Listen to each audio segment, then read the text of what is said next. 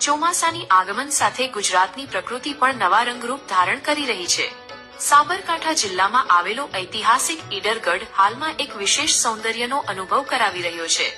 વરસાદને કારણે ગઢ પરથી અનેક ઝરણા વહેતા થયા છે, જે દ્રશ્યને વધુ મનોરમ્ય બનાવે છે। આ વખતે એક અનોખો અને વિરલ નજારો જોવા મળ્યો છે।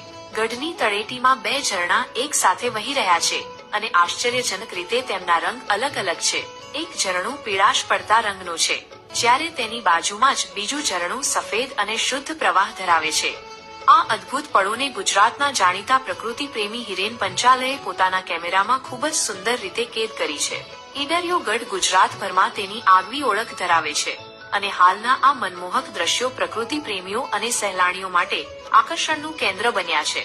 જો તમે શાંતિ અને કુદરતી સૌંદર્યનો અનુભવ કરવા માંગતા હો તો ઈડરગઢની મુલાકાત લેવાનો આ શ્રેષ્ઠ સમય છે।